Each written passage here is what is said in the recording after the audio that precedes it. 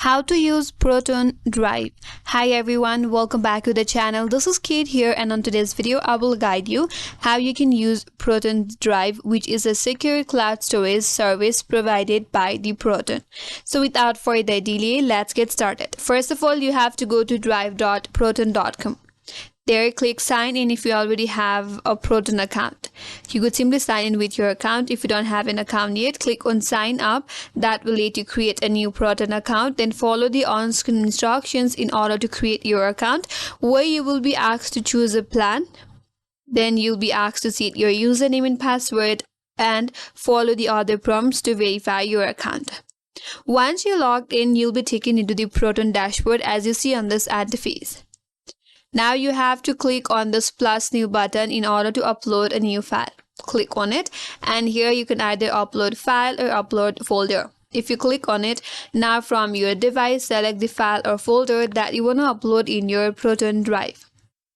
If you want to organize your folder, you could create a new folder. Click on plus new, and here go to new folder. Then you have to name your folder. You can give a name to your folder, and once done, click on create, and that's gonna create a folder in your Proton Drive. Now you can drag and drop the files into the folders or move by clicking on the right click menu. Now if you want to share your folder, you have to select the folder. After that, you can click on this share button, and here it will generate a link. If you want to create a public key link, you can turn on this toggle, and here it says anyone with the link. You can also customize the audience if you click on this right here.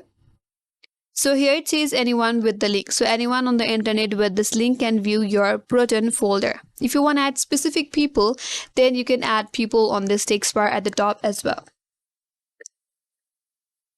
So that is all about sharing your folder. If you want to search for the files quickly, you can simply click on the search bar at the top, then enter the file or folder that you want to find.